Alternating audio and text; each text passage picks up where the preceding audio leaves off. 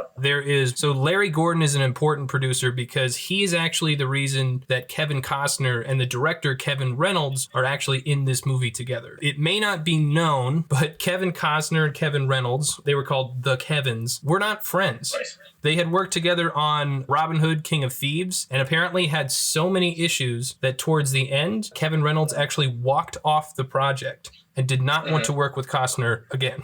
Oh, that's funny. I wonder, is like Kevin Costner a known person that's difficult to work with? I think so. Apparently one of the bigger issues was his accent, because I don't remember the last time you've seen Robin Hood, King of Thieves, but he has a weird quasi-English accent, and that was like part of it. I think it was also issues with like how his character was portrayed and stuff like that, but basically they were on bad terms. So enter a man named Peter Radar. Peter Radar is actually the original writer of Waterworld. He wouldn't actually find any success in this project until he met a producer named Brad Kevroy, who's actually went on to produce Dumb and Dumber. He told him to basically write a Mad Max copy. Not like, all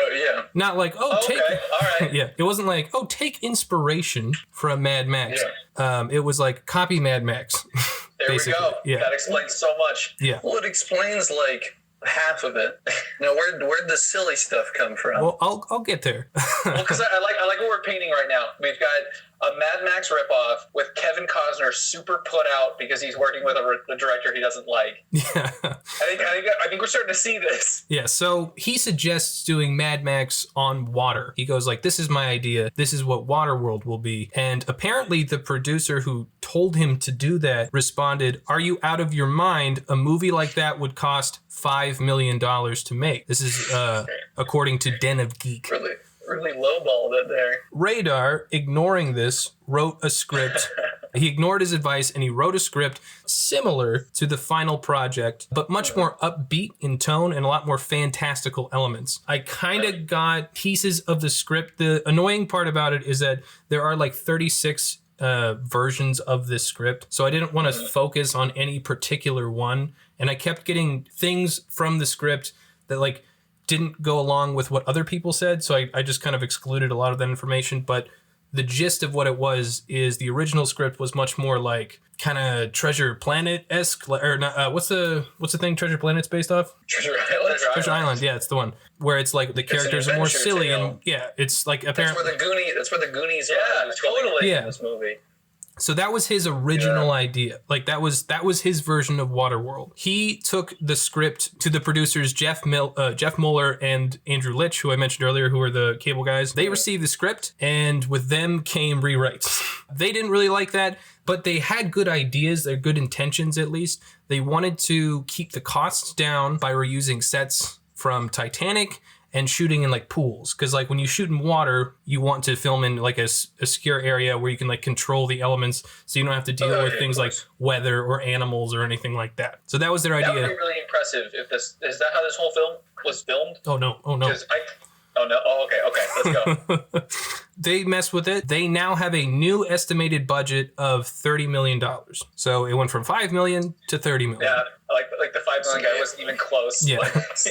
Mueller and Litch joined forces with a producer named Larry Gordon from the company Largo Entertainment. So he just formed his own production company. Gordon had worked with Kevin Costner in the past, so he obviously suggested the movie to him. Now, there is an interesting element, which I couldn't quite find like the specifics of how Universal got involved. Apparently, according to IMDb, it says they got involved because they were going to do the marketing, because obviously there's a difference between like your budget when filming and your budget in marketing, and Universal apparently was going to cover that cost. But as the cost of the movie increased from their initially estimated $30 million, Universal was like, we can take this, and kind of like slowly just took over the project. Yeah. Because they needed the money. Yeah. Because they needed more money, or like the money, like the movie was getting out of their control, and Universal was like, yeah, we can foot the bill. And they just kind of took it. Universal removes Miller and Radar and replaces them with a man named David Twohy.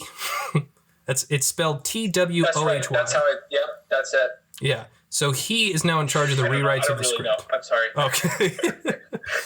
Twohy, I believe, is how you pronounce it. Twohy. Twohy's it, yeah. It could be Tohi. I apologize. I'm going to butcher everyone's name ever. So I like that. You say that and then you get out of it. You can just like for the rest of the time butcher it. So I'm just going to call him David. David is now in charge of rewrites. Now, Litch, Mueller, and Radar are now off the project. So original writer, off the project. Those producers, off the project. Those two guys go and make Cable Guy. Universal replaces... he replaces him with David, and David is rewriting a script which has already been rewritten several times. Yeah. Yeah. So rewrites is obviously something that is plaguing this movie. That makes sense. Yeah. Universal wants new directors. They went to Robert Zemeckis, who had done Back to the Future. They had approached Lawrence Kasdan, who had done Star Wars The Empire Strikes Back and Indiana Jones. They both passed. Both passed. The Indiana Jones vibes. And they went with Kevin Reynolds. Okay. Now, Kevin Reynolds claims that he signed on after reading the script because, quote, there's a moment in the original script that made me want to do it that the studio took out. At the end, when they finally reach dry land and Gene and Tina are watching the Mariner sail off, Tina stumbles and sees a plaque. The plaque says, here on this spot in 1953, Hillary and Norgay first set foot on the summit of Mount Everest. Yeah, I figured. Yeah. That's the worst. That was the part that sold him on it? Apparently that was the moment he was like, this is it. It's like the Planet of the Apes shit, except for like, you already knew that. Yeah. Yeah, because they had Exxon Mobil. Yeah. So Gordon. National Geographic. Also didn't think it was an alien planet. Yeah, we knew that. And we figured that was like a mountain range. I think we joked about it. It's not even a good twist. So that was like him complaining about that, even though we get all that information eventually. What a weird thing to be like, oh, they left out my favorite part. Also, I didn't know anyone's name was Tina in the whole movie. Tina is Enola. The little girl? Yeah, the little girl. Universal brings on the Kevins. So Gordon basically convinces Kevin Reynolds that he can work with Kevin Costner because obviously they had worked in the past, and I think they were becoming buddies over their mutual problems with marriage. I kind of, that's kind of what I heard. Doesn't really matter that much. Getting in the weeds. I don't really care about the drama of their lives. I don't want to focus on that. Universal brings on the Kevins. They create even more changes to the script. So Kevin Costner now has opinions about the script. Kevin Reynolds obviously has opinions about the script, and they chose to film in Hawaii. Reynolds apparently asked Spielberg. He approached Steven Spielberg and asked him if he should film on water because Steven Spielberg obviously did Jaws. Yeah. And Spielberg's answer was maybe, but it made Jaws like much more difficult to make. Yeah. And I'm paraphrasing, but basically we went way over schedule and we went way over budget and it made everything harder. You had to make the shark go underwater. But some of it was good. So they, I guess, were just like, whatever, and decide to film on the water. The new budget is now $65 million. So we started at 5. And now we're at 65. And so the budget doubled essentially because they decided to film on water. Partially, yeah. Let's start production. A quote from Kevin Reynolds is, "It was not a 3-ring circus. It was a 12-ring circus."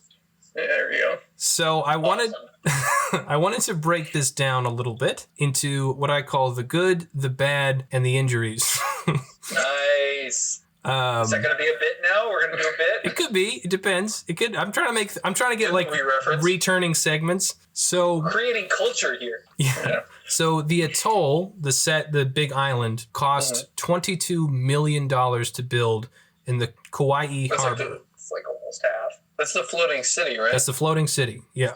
So this is under the good. So because I know when you see that on screen, you're like, holy shit, like that is amazing. That was cool. It was supposedly constructed from all of the available steel from the Hawaiian Islands. Cool. So that's insane. Yeah. Supposedly. I don't know if that's entirely true, but that is a reoccurring thing I found. The set actually was so far out to sea that the actors had to take boats to get there, and by the time that they arrived there, they had to take lunch. So it took them They were living water world. They had to be boated out there. So when you see the atoll and they have those like shots from the helicopters, it's clearly out in the water, and they wanted to do that. Gotta be deep, yeah. One of the, I think, the happiest people who worked on this movie are the guys who do the miniatures. So this movie uses miniatures in a couple different ways. The boat at the end is one of them, and then the underground city is obviously one of them, which, fun fact, the city underwater is actually Denver, Colorado. So that like a model Denver? Oh, so the whole thing's above Denver, I guess. Yeah, suppose so. That kind of puts that's not near Everest. Everest, yeah, that's so no, far it's away not. From Everest. That's what the city is modeled after, is Denver, Colorado. So if you go there, you can be like, oh, look, it's the same. There's a lot of like angry people in the interviews, and like Kevin Reynolds especially is super like bitter about stuff. But these guys who make the miniatures are real happy and like smiling. They're like, yeah, we did like a really good job. We had a lot of fun doing this. They did though. Yeah. They definitely did. I didn't notice that they were miniatures. I mean, you notice that they're clearly like the actors are pasted on something. Yeah, the green screen for the water scene. So Tina Majorino, I think is how you say her last name. I'm sure it's wrong. Apparently, the makeup department had to put her tattoo on her every day. It took about half an hour just to get the main form of it on her back. And apparently, the most intensive part of her makeup was the body makeup, because apparently she doesn't tan. Yeah. So she had to stand in her underwear every day and have the makeup put on, even on her scalp. Jeez. Tell him what she's from. Oh, yeah. So Tina Majorino is famous for being in Napoleon Dynamite. And now you'll never be able to unsee it. Correct. Well, that's good. When I mentioned how tan she was and you made like a weird noise, I thought there was going to be some trivia. I thought we were going to get some like 1950s stuff where they like put the kid in a tanning booth for hours and hours. I guess this is slightly better. This is the good stuff. I'm saying like the things that are okay. The things that don't have like huge problems. The child abuse. The good, the bad, the injuries. It's the injuries. Abuse. Yeah. Dennis Hopper was a very nice addition to set. I think so. Not just for his performance, but just in general with the other actors. Everybody said nice things about him. Him and Triplehorn apparently would play poker on Monday nights. And apparently he was just a professional the whole time. Like never seemed to let things get to him. My thing is, I think he just didn't take it seriously. He just got there and was just like, having a good time. We're on the water. I'm just going to, mess around during the scene. Who cares? So everyone else was like trying too hard. He also referred to his character in an interview as the worst and the best villain he's ever played. So take that as you will. Yeah. It's better than Bowser or King Koopa, I guess. Yeah, I guess. Better than his character in Speed? That's hard. They're both silly. So that's all the nice things that I heard. Let's talk about the bad things that I heard. The budget has not been doing well. They are increasingly running into problems. Apparently, they brought on famous script doctor Joss Whedon. Hey, sorry, I said Joss Whedon's in the mix. Yeah, Joss Whedon, as we know now, directors of Avengers 1 and 2, he was brought on to help the dialogue be snappier. He apparently stayed... Does this have the Josh Whedon? I feel like this has the Josh Whedon fall into the boobs moment. Oh, does it? I feel like it does. Doesn't the Mariner fall into what's her face's? Tina. He hits her with an oar. I think probably. He does hit her with an oar. I don't know if he does. It's a very Joss Whedon moment, though. So Pierre pointed that out. I think it's a fun bit of trivia. We don't have to leave it in the podcast. No, I like it. So apparently Joss Whedon stayed for 7 weeks, and he referred to it as 7 weeks of hell. And he said apparently he cannot watch the movie because they either ignored a lot of his advice and the lines, or they did use them and the delivery is very poor. And I noticed this on the second way round, is there's a lot of like jokes where people like say something and it's kind of like, it doesn't ride really well. Like it's not in a good placement for a joke. It's either like in the background or someone says it kind of weird and they go like, it's a joke. Yeah. So he can't watch it. And a quote from him is, when I was brought in, there was no water in the last 40 pages of the script. It all took place on land or on a ship or whatever. I'm like, isn't the cool part about the guy that he has gills? And no one was listening. I did make that argument, but I don't know if he would have helped. I think this movie either should have gone more serious or more cheesy. And I guess he would have done the cheesy way. Yeah, they wanted to get more cheesy. I think the one who did not want to get more cheesy was Kevin Costner. Clearly. See that. He apparently was very focused on his character and wanted the movie to be about that. So the next big problem was the environment. When you film on the ocean, there's a lot of problems with the ocean, mainly that people, like many of the actors and extras, got seasickness from all the bobbing. Yeah. The ocean pushed around boats, which caused issues with starting positions. So every time you have to reset a take, you have to put things back in the right position. And the ocean, obviously being made up of waves, would just push things around and fuck that all up. That sounds like a nightmare. Yeah. Yeah. One of the biggest issues, I'm going to say relatively speaking, was the set, the atoll, sank underwater. No, it didn't. Apparently, they filmed so long they stepped into hurricane season, and a hurricane hit the atoll and sank a large part of the set that needed to be rebuilt. And then some of it was salvaged, and then some of it was rebuilt. So a lot of the budget was just going to keep the atoll together. I knew this was going to have a good backstory. I knew it. Yeah. When we picked it, I was so excited. This is so much better than I thought it was going to be. Is it still there? No, and I actually Off the coast of Hawaii is some atoll. No, I actually have a note on that. So we'll talk about that at the end. So hurricanes were a problem. Shifting water levels also caused production delays.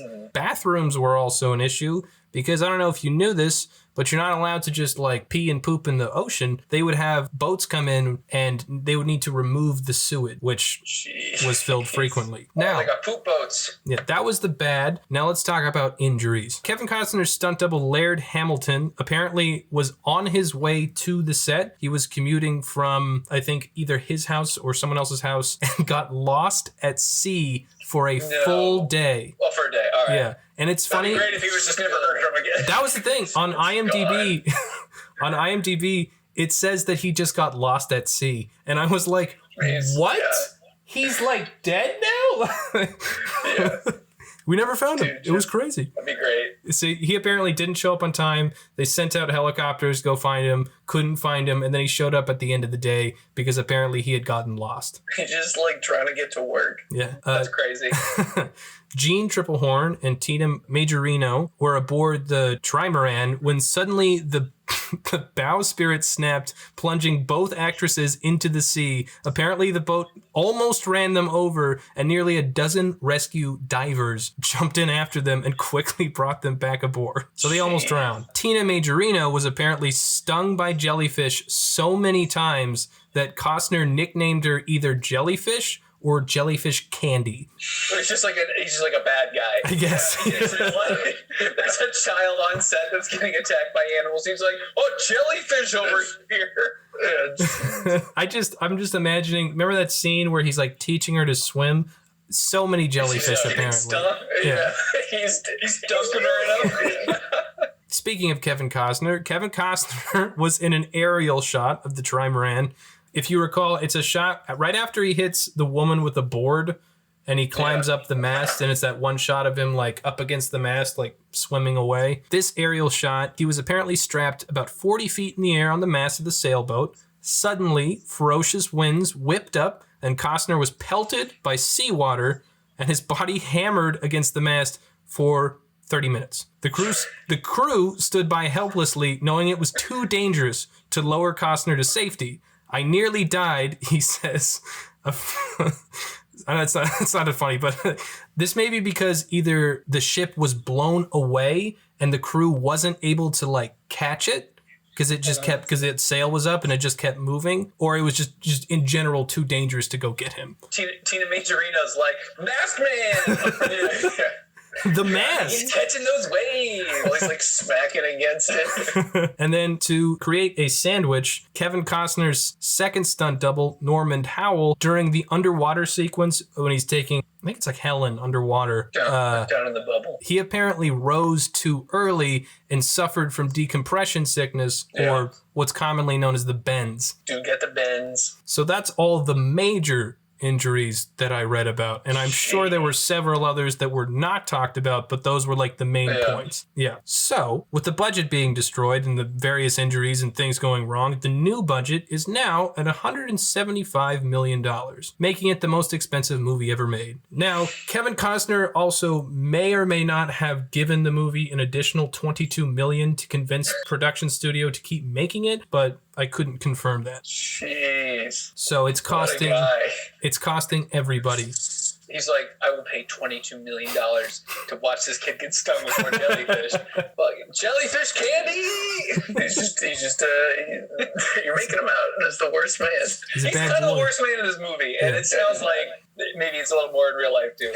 So if you're the director, maybe you're like, at least it's done and we can edit it and make it and have something that we worked on. Meanwhile, all of this nonsense and craziness is being leaked to the press. So the press is receiving this information and just spitting it out at everybody. So everybody knows this is happening, which I think kind of contributes to its downfall. They get into the editing room, and Kevin Reynolds, the director, finds an edit of the film that is 2 hours and 45 minutes long, which pretty long movie. Yeah. This is where the issues amongst the Kevins start, where Reynolds wants to focus on the story, but Costner wants to focus on his character. Gordon, the producer, and Costner, also a producer, asked Reynolds for a day in the editing room to see if they could fix his version of the film. Producers claim that Reynolds' version was not working and he was not taking their suggestions, so they asked for a day in the editing room to see what they could do. A day turned into a week. Reynolds was not permitted to preview his project before the important screening for the Directors Guild of America. Jeez. Imagine you're the director of a film. You have poured your heart and soul into this monster of a project, and Kevin Costner and this producer lock you out of the editing room and then don't let you watch it before the screening of the Directors Guild. This colossal mess that has your name on it. I mean, he did have a 2 hour and 45 minute version of this. The man was clearly mad. I guess he's a mad scientist. I totally see Frankenstein needs to take a step out of the lab while Igor and someone with a brain try and put this back together. Maybe, I don't know. He's too deep. He's already made it. It's hard. That's probably valid criticism. I can't imagine just working so hard and every day on set being like, it's gonna be worth it. It's gonna be worth it. And then they lock you out of the editing room. They're like, we got it. They won't even let him watch it. Jeez. He walks out of the movie again. So Reynolds is now off the project. The project's done. What do you? It's not. It hasn't even premiered yet. Yeah, but he takes his name off it. No, the name is still on there, which is the crazy part. He just leaves. He's like, I'm done. I'm done with this project. His quote at the time was, "In the future, Costner should only appear in pictures that he directs himself. That way he can be working with his favorite actor and his favorite director." Nice. Yeah. Got him. Kevin Costner's not looking good. Yeah. So the editing is crazy, the production is crazy, and the press knows about it, and the press is just going wild with this. There's an interview with Dennis Hopper, which I mentioned earlier, where he kind of alludes to it, and Hopper's kind of like, it's fine, it'll be good. There's another interview where Kevin Costner is being asked about the film, and he's like, those guys don't know what they're fucking talking about. He's very clearly very bitter. I think he uses the word bullshit in the interview. So the general populace thinks it's going to fail. The movie hasn't even come out yet, but they think it's going to be garbage. So when it premiered, it flopped. How do you not line up to see that? In addition, crazy big budget, yeah. So on open water, people are dying. I don't know. Well, that's getting lost at sea. I gotta see it. That's the same reason I wanted to watch Cats, because I had heard so many things, and I was like, I have to watch this. Same thing. It's just insanity. You gotta see it. Bad example for Cats. We rented Cats for it was most of the money. It was not a $2.99 for a week. Yeah, I thought we paid too much for $20. So I was gonna say another film that had the same kind of press stuff was Apocalypse Now. Yeah, but also Apocalypse Now is a pretty great movie. Well, right, but who knows? Waterworld could have been that. You're right. The other part of that was that people were taking it as a Kevin Costner vanity piece, which makes a lot of sense based on a lot of the aspects of the film. The cover is half water, half his face. Half Costner. Yeah. So I'll read you a quick review. I'll read you a quick review from The Guardian. They recently put it. This is from at the time. Only an idiot could have expected Waterworld to be a blockbuster. It was an ecological parable about the messianic mutant fishman who drinks his own wee and sells dirt for a living, for crying out loud. At heart, Waterworld is inherently a B movie, the sort of film people end up watching drunkenly at 3 a.m. Its soundtrack should have been performed by a kazoo with a rubber band stretched over a tissue box. That's the best line I've ever heard. Oh, I like that a lot. I don't think we need to summarize the movie. That kind of does it. Drinks his weed. Not composed by James Newton Howard. So the movie flops. That's amazing. Should have been done with a kazoo. Interesting facts. I think it is at some point. Interesting facts about this film. So here is something I ran into confusion about. And Keegan Garrett and I actually watched the 2 hour and 15-minute cut because I felt it was the most official version of the film. But there is no actual director's cut. I thought there would be I wanted more. I thought there would be a version of it, but because the director walked out before it was done, Universal was not interested in giving him that. But that being said, there are multiple cuts of the film, just not in the way you would expect. Since director's cut does not exist, there is something called the Ulysses cut, which is a fan edit of the TV version. Waterworld is 2 hours and 15 minutes. ABC actually initially premiered it as a 2-part movie, and they actually added in about 40 minutes of extra film, like stuff that had been cut out, including elements like Mount Everest. So this is like a secondary version of the film. That would have really saved this movie if it was Mount Everest. That was the second version, the extended version, so to speak. But then came something called the Ulysses cut. In the wake of this premiere, Waterworld fans took it upon themselves to assemble the most definite cut of the film imaginable, the entitled taking of the lengthy TV cut and editing into something that also included trimmed adult material. This became known as the Ulysses cut, so named for the new scene at the end, which Kevin Costner's character is awarded the name Ulysses after the fabled hero of the Odyssey. So there's that. So a fan cut of this version called the Ulysses cut. And it's interesting because this new extended version was played by different TV stations, which all use different edits apparently. So there's like a bunch of different versions of it. And then eventually with the DVD sales, Universal created an extended cut, which apparently is very similar to the Ulysses cut, but it is not called the Ulysses cut. And that apparently is only available on the DVD, which I checked on Amazon, is $60. No. Yeah. They're still trying to make up the money. Yeah. But this was not the end for Waterworld. You can now see Waterworld, a live sea war spectacular at Universal Studios. Yes. If you didn't know, at Universal, and I've actually seen this, and it also opened the same day as the movie, and originally was going to be called the Miami Vice Stunt Show, which thank God they didn't go with that. They created this set which mirrors the atoll, which apparently is also created from pieces of the atoll set. So Garrett, to answer your question from earlier, and they basically do that scene from Waterworld where it's all stunts and it's all pyrotechnics and jet skis are like coming out from underwater, and there's a plane that eventually like comes over the wall and like does a big splash. It's like a great end to this, just to basically like what makes Waterworld good is the stunts and the practical effects. Yeah. And that's what became of it. It became this super successful show at Universal Studios. Did they turn it to Swiss cheese like Porkins did? No, they don't. But his name is Chuck. His name is Chuck. And or Charles. The final thing, the silver lining of this film is that apparently the movie, through the help of the cult following and the DVD sales, eventually made its money back, just not in the box office. Yeah. And to cap this all off, this was kind of, in a sense, the end of these types of films, these like super practical effect heavy films, because in the next 5 years, George Lucas would release The Phantom Menace, which is mostly computer generated, and kind of pave the way for that style of film, whether you think that's actually a good film or not. And this was kind of like the example of why practical effects are so difficult and so dangerous. So, knowing all of this, how do you feel about the movie now? No, that's awesome. I like it's so crazy that they went through all of that to make this. I agree. I'm so glad we learned more about this movie. It definitely makes things make sense. I think it puts a lot of stuff in perspective. You can see like where all the different parts of the movie come from, and I'm speechless. This is such a treat. Such a happy day. Such a morsel.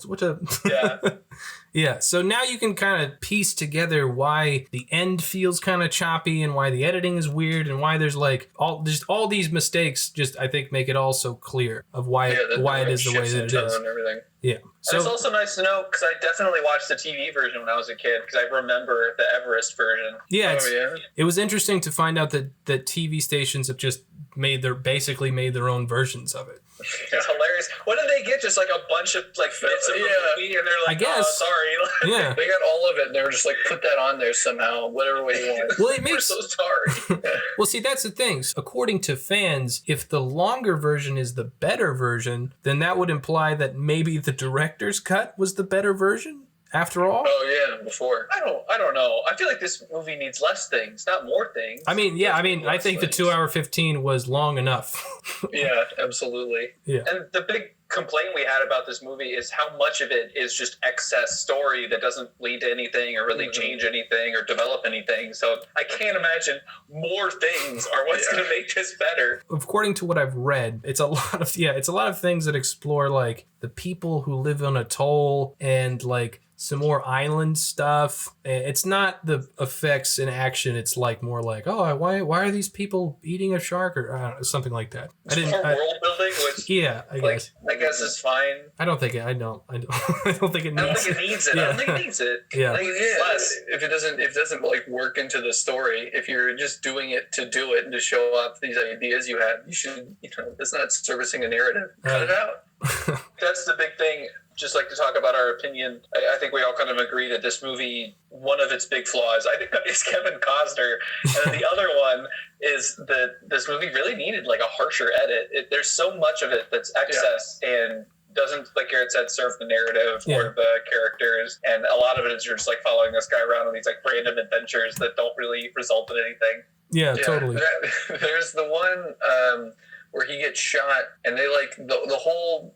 We can talk about it later, but it's just like unnecessary. Yeah. You can cut parts of the movie out and, change like one scene and the movie would still make sense. Well, it's funny because there's also like glamour shots in the middle of nowhere. Like at the beginning, I think like when he's swimming around, there's like 12 shots of just like the ocean, his tree, the boat. And you're like, we don't have time for this. This movie is already too long. Guys like nose bubbles. I think. But those were great shots. They are good shots. Those are some really beautiful, film. I guess they were just trying to find places to put it in. Yeah. I think that's kind of how you could think about all of it, is like him drinking his pee and stuff. Like they're just like trying to show you all the stuff they liked about it. Apparently the TV edit does not have him. I think it like starts where the pee stream is either already gone or like the first scene is not him peeing into a bottle, which is also an odd place to start your film, I think. Well, I think you can tell someone wasn't happy with Kevin Costner. Like that's how they introduce his character, and he's a bad guy.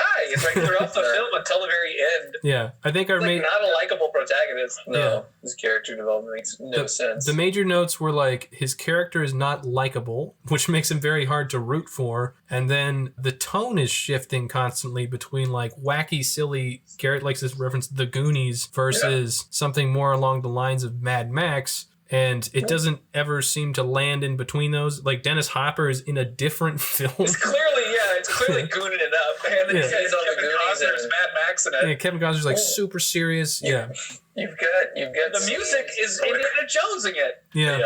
It's misleading you. We have scenes of like people getting like harpooned through the chest and like people attempting to, rape somebody. Yeah, there's lots of prostitution. You also have like, this better not mess up my short game. Yeah. I'm here to save the girl, and you're like, dude, what movie is this? Yeah, but I will say, as someone who has seen it twice, at least the theatrical cut, the second time it was entertaining. I enjoyed it. Like I'd watch it. Yeah. We should mention this is one of our favorites that we've seen. Apparently, yeah. Out of all of them. We created. This is one of the better movies. Of the films that we have seen, this is one of the ones that we found more enjoyable, and we actually created a list, and Waterworld was towards the top. It just had a lot of things going for it that just make it a superior film to the other things we've seen, which you can, of course, listen to why those are so bad. Movies we've seen and done podcast episodes about. We've seen other movies that are better than Waterworld. I haven't. I only watch the ones here. I've never seen. Yeah, so that is Waterworld from 1995, technically directed by Kevin Reynolds. Thank you for joining us. If you'd like to hear our opinions on the film and a quick synopsis, you can join us for part 2. If you want to have your own movie suggestions, you can email us at tuckers.take.podcast@gmail.com. You can tweet at us. You can check out our sponsor, Audible, and we will see you next time. Thank you guys for joining me. No problem. Stay safe out there.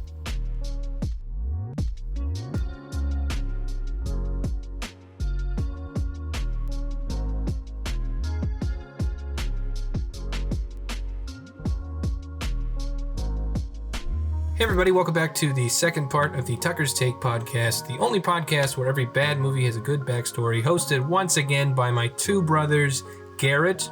Dry land is not our destination, it is our destiny. And Keegan. Dry land is not a myth, I've seen it. Kevin Costner, Waterworld. Yes, thank you guys for joining me. We are, of course, talking about the film Waterworld. Hold on one second, my computer is being a little bastard right now. Just push that away. See how he likes that. All right, there we go. So, guys, tell me what happens in this movie. I know we've been talking for a while, so just make it kind of quick. Let's do it. Garrett? Going quick? Okay. Well, the intro is actually... other than the peeing part where he pees and he filters it, I think the intro is actually a pretty good introduction to this world if they were going to do it in that sort of Mad Max style. Yeah.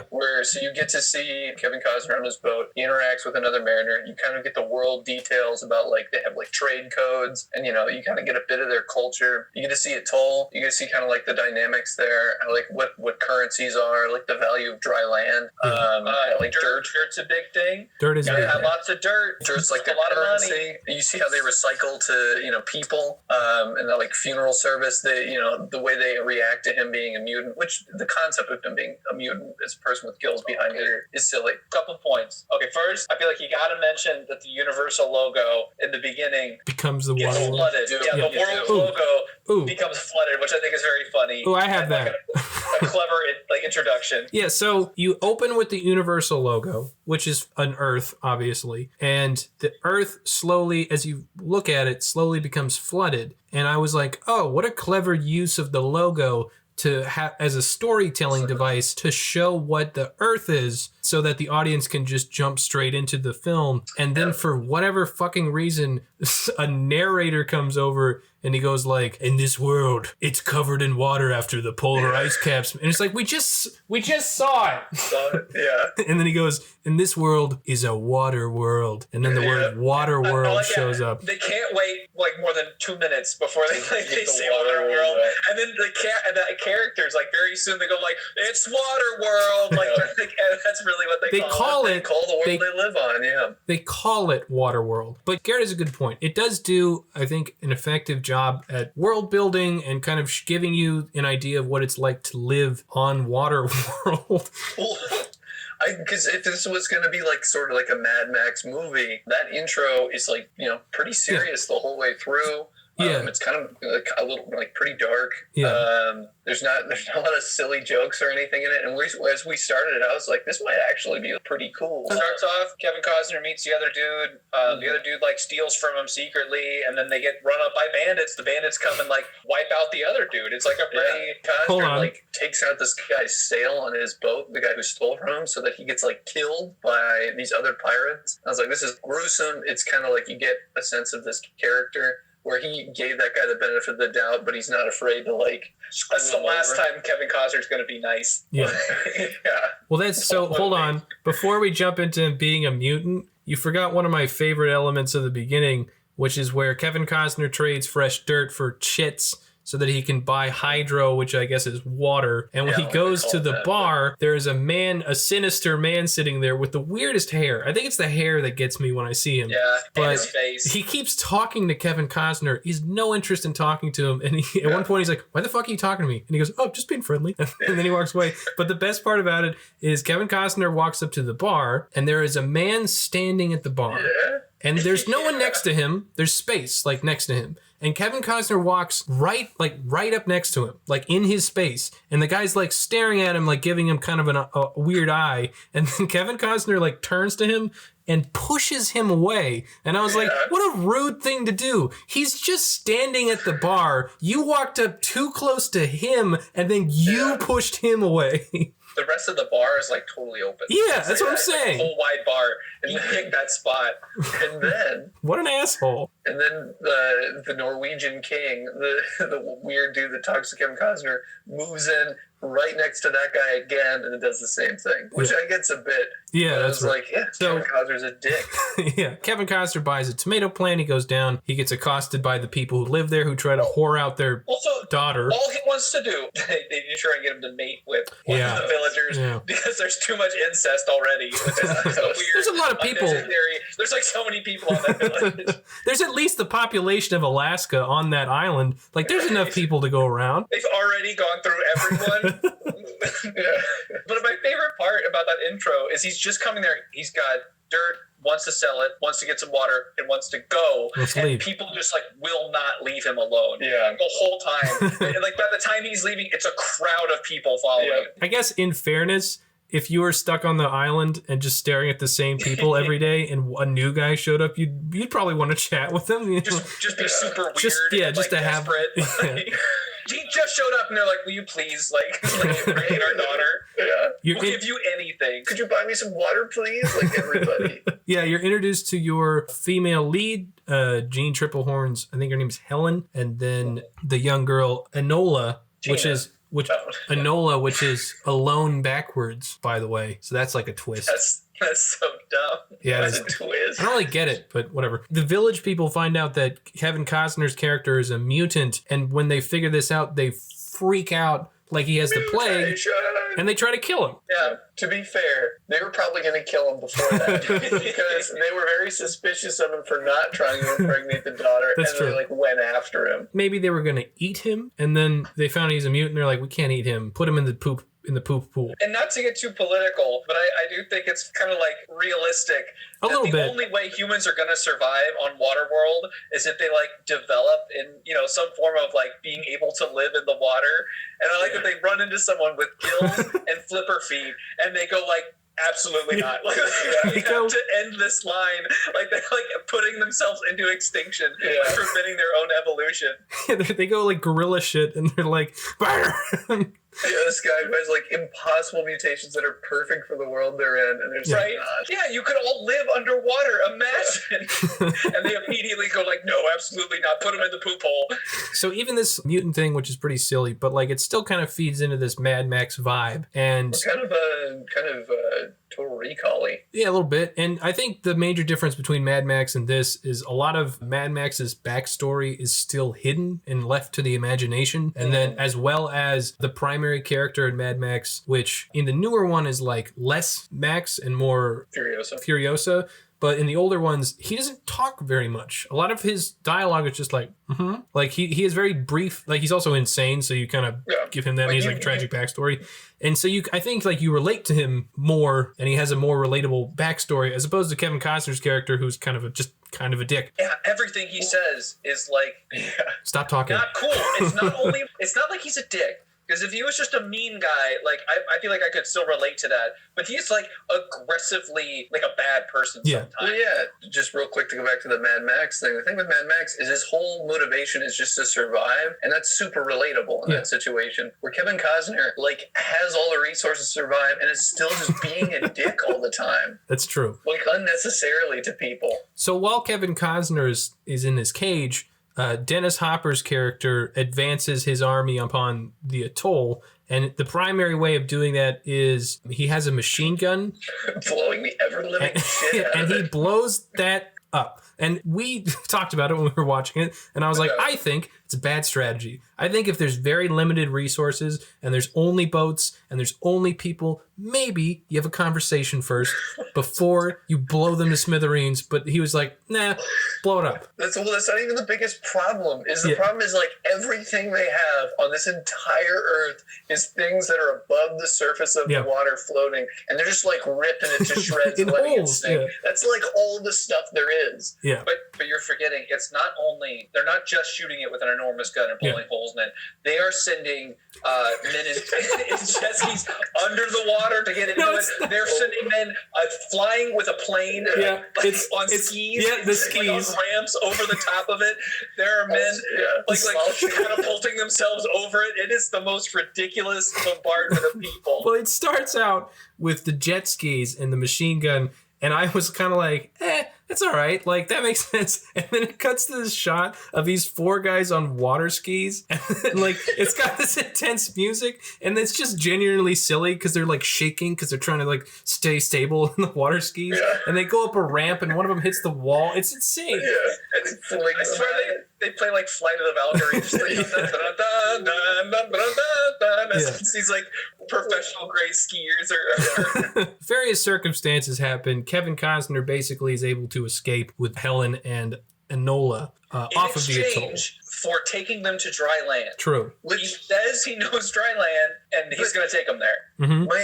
My thing with that I think is weird is it's not like she finds him in the cage and goes like, do you know where dry land is? Can you take us there? We'll let you out. And he lies to get out of the situation. She's just like, take us to dry land. And he's just like, okay. She goes, she goes, that's not even it. She goes, if I let you out, will you take us with you? And he goes, he doesn't go like, oh yeah, sure, totally. He goes, sure. Yeah.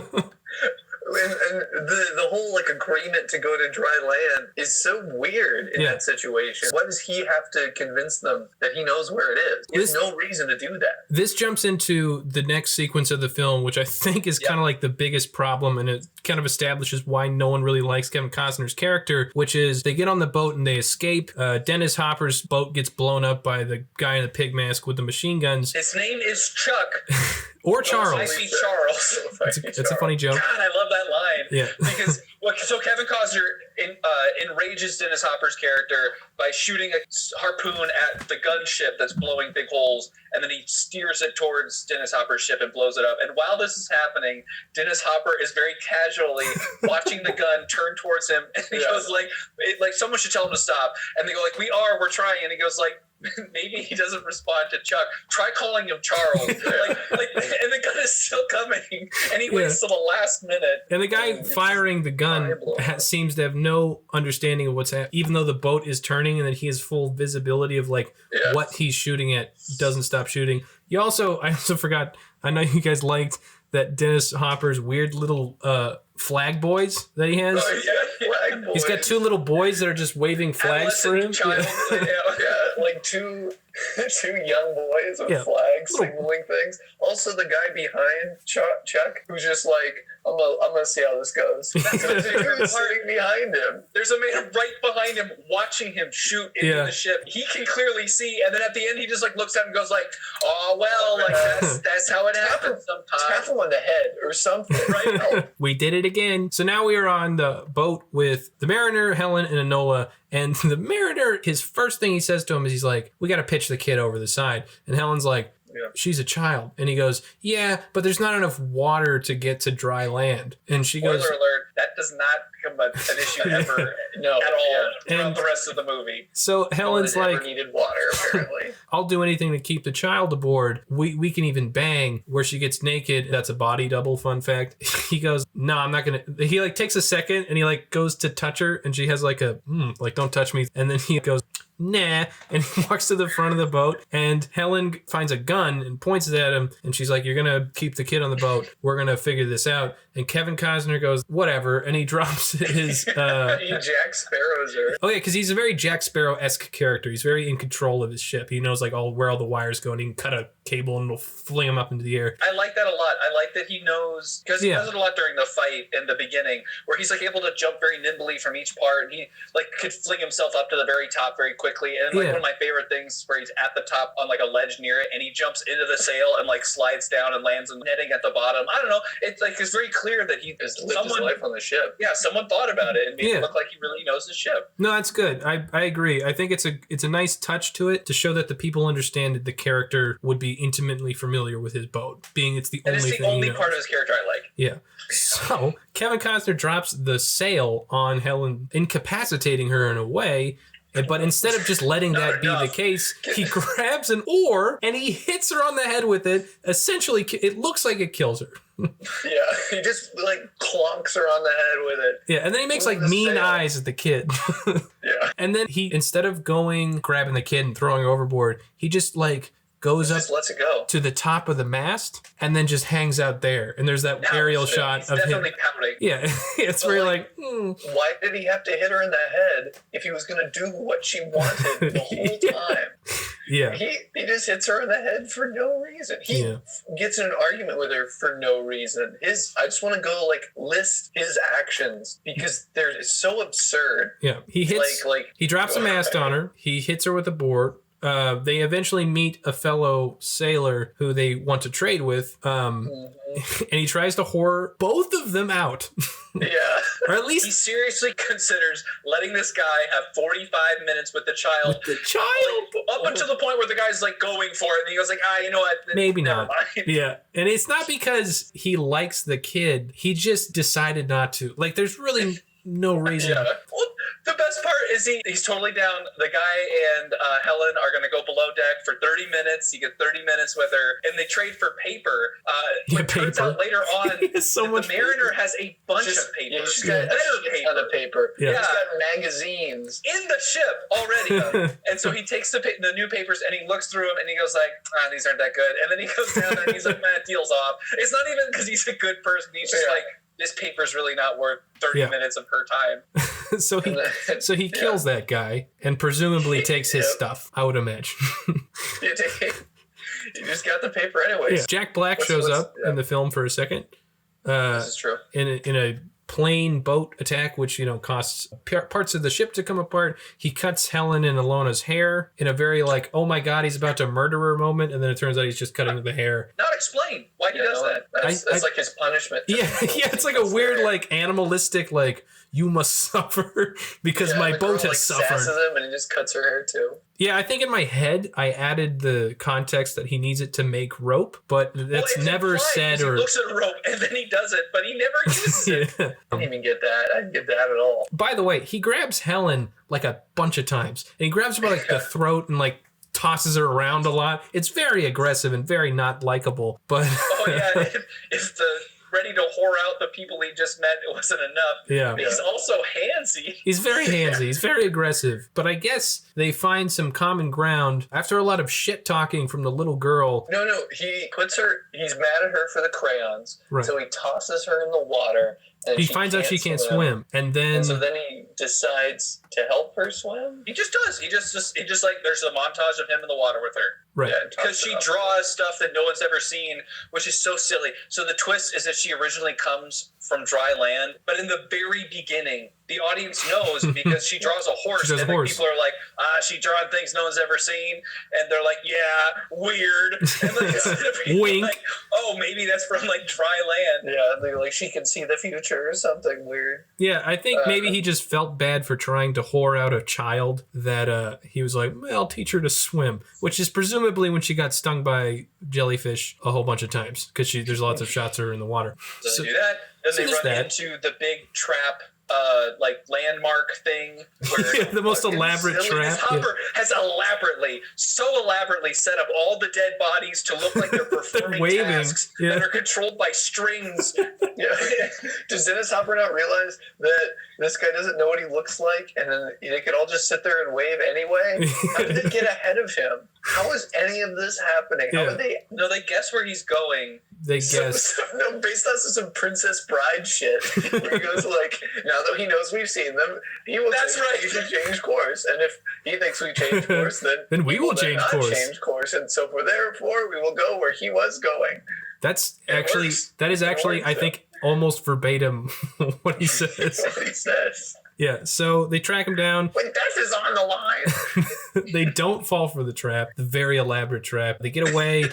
Helen is like, you have to take us to dry land. And he's like, oh, twist, there is no dry land. And they go underwater. Yeah, which he should have said immediately. Yeah, because he keeps talking about it, and he just keeps letting her believe that he knows. Because he has no reason to lie. Yeah, he has no reason to tell her this because she's on his boat because of the deal they had earlier. There's no reason to be like, oh yeah, there's dry land. Maybe he just, I don't know, he felt bad, I guess, maybe. He doesn't even want her there. If he didn't want her there, he just should have told her, like, oh yeah, I lied about that. I've never seen dry land. Yeah, which he does eventually at that point. He goes, dry land is a myth. Like, way later. He gets shot because Dennis Hopper, like, pulls out this enormous grenade launching thing and, like, puts it on his shoulder, and you think he's going to, like, blow up the boat, and then the next scene is a tiny, like it's like... So you can see the barrel. You can see the barrel. The barrel is like a baseball's width, and he like licks the end, which I guess is like a reference or something. I'm not sure. And when he shoots, you can see inside the baseball width barrel that there is a much smaller barrel, and that's what shoots. Also, Dennis Hopper's like a dart at him. Dennis Hopper's character, the Deacon, I think is what he's referred to as. Is a fucking sharpshooting expert. Yeah, because it's like no scope. It's a missile launcher like on his shoulder, and he nails him from far away. I think it's later. It's either earlier or later. He does like a similar feat where he's able to shoot someone from some crazy distance. Well, in that one, it's a pistol. And I like it because they almost hand him the missile launcher, and then he's like, I don't need it. Yeah. Everyone in this movie is absurdly accurate with whatever weapon they're using until it's not, like until they don't need to be. And the reason he does that is so you can track him. And they're tracking him with sharks. Just explain to me how you could train a shark to do anything or to obey you at all. You just follow the dorsal fins, I guess. You just follow the dorsal fins. Like, it wouldn't. How do you know it's gonna fall? It smells something else, goes some other way. It's a shark. It's gonna just do shark things. Yeah. Dennis Hopper eventually catches up with him after There's also where they go underwater in the balloon. Yeah. And they see the underground city of Colorado. That's probably like one of the better sequences of the film, I think. A little, except he uses like 10 flares when he's doing it, and I don't understand that at all. I always hate movies when they do that. When they have like a very limited number of flares and they're doing something that they like don't really need to use. Yeah. And like every 5 feet they're just like throwing off flares. But lots of movies do it. It drives me nuts every time. They do it in Rain of Fire. So they did do it in Rain of Fire. There we go. I've never lit a flare in my life. I feel like you shouldn't waste them that much. Yeah. Especially in Waterworld. But anyways, you find out that the dry land he's been collecting is actually just the soil that is next to the abandoned cities underwater. And when he Which makes him like the richest guy on the planet. This is true. Because that's like currency. Because you can use that for stuff. So he comes back up. Dennis Hopper has laid a trap and he kidnaps the girl. And he leaves Helen and the Mariner by themselves where they bang, weirdly. To have sex. And they have one of the weirdest sequences I've seen where she goes like, when I gave myself to you the first time, why didn't you take me? And he goes, oh, because you didn't really want me. Something like that. And it's like, of course she did not want you. Yeah. You fucking bitch, you fucking sociopath. Also, just to point it out, her like daughter is gone, just got kidnapped, and they're like now it's they're like whatever, we got it. They're on like the wreckage of a ship out in like sun exposed, no water, like no drinkable water, and they're like, yes, this is romantic. So they bang, and then they get rescued by a guy earlier in the film. Who's a coward. Who's a coward. Oh, I forgot about that. Not a brave man. There's a great line where part of the plot is, like, they get rescued by this guy in this aircraft who accidentally launches during the initial battle. What does he say? That's when he's talking. That's right. And he asks him about the dry land. That's where, like, that whole thing kicks off. And he goes, like, there's a point where there are people around and they go like, hey, old man, like, get away from him. And he goes like, I'm not a brave man. I'm a coward. So he's like, I'm not going to let you out. But if you want to tell me the things you know, like, for that free. would be really cool. Yeah, just do it anyway, please. Yeah, and then the best part is like he like tries to throw them a rope, and he has like a really shitty throw to try to like rescue them onto the aircraft, and he doesn't even give it a second try. And then like he was like he finds them and he's like lowering the rope to them, and he goes, "Where's the girl?" And Helen goes like, she's been captured by so and so, and I was half expecting him to just like pull the rope back up and be like, "I'm not a brave man." But they get rescued, and then we're the final battle. So the Deacon has collected all his minions on his big boat, and Kevin Costner has decided to single-handedly attack the boat. Where he gets on the boat, he starts taking out some people. Meanwhile, Dennis Hopper is having a very cartoonish conversation with the little girl, and she's doing this thing where she's like, "Oh, he's faster than the wind, and he's as quiet as a devil's whisper," or something like that. Yeah. Okay. And what we're watching of Kevin Costner while he's doing this is he climbs up once. Yeah. He sees that people notice that his jet ski's down there, so he jumps down, knocks him out, and then climbs up again. And then it's a montage of him like taking people out and like showing up in the darkness. But it's really him taking out like it's not like his trait. Yeah. He's just a fish man. Yeah. But they don't utilize. It's a much more Mad Max characteristic, I guess, for him to like do that type of thing, to be like sneaky and stealthy. But I think it's funny because he only takes out. I disagree with that. He only takes out like 4 people. Right, but it's throughout the ship. You can like clearly see he's like working his way towards the girl as the girl's like describing like how he could like hear it from a mile away, and it's like then some weird The Rock, Indiana Jones, Jason Statham behavior. I feel like Mad Max would be like more afraid for his own safety. That's true, but there's a little bit of his ability to deal with situations that other people wouldn't, in terms of like just like straight up like murdering people, like in the newest film where there's like a truck following them and he just runs off into the fog and then just comes back with shit, and you're like, I don't know what just happened. Like that, I feel like that is more what they're going for, like more of like a badass type vibe. Not specifically like his ability to be, not his ability to be Batman, essentially. But so anyways, he does all this, and he winds up at the exact same spot that he started in. At the top of the ship, where he climbed up to. So he must have like climbed up, jumped down, climbed up, gone through the ship, and then gone back to that spot. Got lost while he was in the ship, came back up the way he came, and was like, all right, I'm just going to walk up here now. And just want to point it out. So Dennis Hopper has worked this whole time to get this girl with the tattoo on his back, and he's doing this whole big speech while this is going on also to all the people on the thing, where he's like, this girl's going to lead us to dry land. She's the key to it. They had a picture of the tattoo on her back that leads to dry land the whole time. No, the old man did. Oh, the old man did. Right. But like they had that guy in there that knew about the tattoo. The sidekick dude knows the whole time. He could have drawn a picture of it at any point. All they really have to do is just draw it. And so they get the girl, and then Dennis Hopper starts interrogating the girl. Yeah. And like he assumes she would know the information. Yeah. Which might make her more valuable as a character if she's the only one who can decipher it, but she doesn't. And so he like interrogates her, and then he decides, I'll just have to cut like the thing off of her back. Yeah. Just draw it. Just draw it. Yeah, trace it. It doesn't. It's a tattoo. It's a very simple image. Yeah. It's not that hard. And the other guy has like a photo of it. It's not like, she is not a necessary character. No. But Kevin Costner figures out that the coordinates have flipped, and that's why they've been going the wrong way. I might be butchering that part. That's when I kind of checked out. But that's what they say. They say it very quickly too. But there's a sequence where Dennis Hopper and Kevin Costner have the final battle where he tries to escape in a plane, and Kevin Costner crashes that plane, which has the little girl in it. So he easily could have killed both of them, but like luckily does not. He actually doesn't kill either of them because they're about to escape. But Dennis Hopper, being a sharpshooter, is able to shoot like a rope and hit like right next to the little girl when she's in the aircraft, where she falls out of it into the water, and then him and like 2 guys on jet skis like come at him all at full speed at the same direction. Yeah. And Kevin Costner does a bungee jump to pull her out of the water, which not a bungee cord, and so they take off to go find dry land. Also, if they had gotten her, they would have also crashed. Yeah, I know. That's what I'm saying. They're all traveling at full speed, and they're all heading the exact same point. They're going to crash. At one point in the movie, Dennis Hopper tries to throw a lit cigarette into his oil tank. That's true. So the boat has a large oil reserve, which is how they're powering the jet skis, boats and whatnot.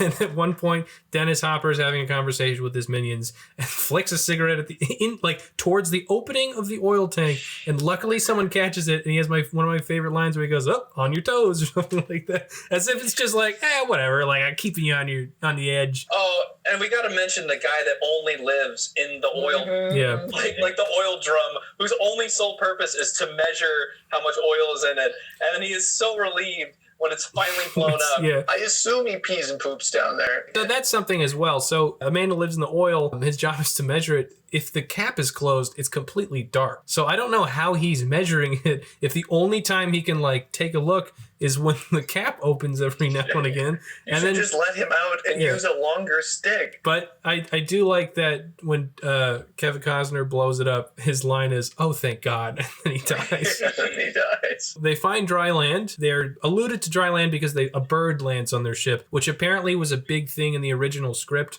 that birds were like important because they led you to dry land. That's always the thing. Yeah. Kevin Costner gets weirded out by dry land and decides that he's going to leave because he's a fish man. And you find out Enola's parents were there or something, and they're the ones who made the tattoo. And she goes, "I'm home." And then Kevin Costner, Christian Bale's, and that's the end of the film. And then it does the da da da da da da da da da. Big bird, we build. Yeah. So that's Waterworld. You guys, not the worst. not the worst. Not the worst thing I've ever seen. Pretty okay. I think the plot needed to like figure out what it was going to do, and I think they needed someone other than grumpy Kevin Costner. But other than that, to make the tone consistent. What's the worst part, I think, of the film? What do you think it suffers from the most? Like Kevin Costner. I think if you had a better protagonist, or just a more likable. Yeah, and we mentioned this a bunch. I think the little girl should be the protagonist, or someone else, someone who's like a more interesting character. Kevin Costner, or at least the way Kevin Costner's playing him, is just like a bad guy, and he's uninteresting. The character writing is weak, especially for Kevin Costner's character. The tone. I think if you had gone with one, that Goonies, Indiana Jones wackiness that Dennis Hopper's doing, I'm totally down for that movie. Or if you had gone with serious Mad Max, Kevin Costner film, I'd also watch that. Yeah. But the mix of them both is so weird.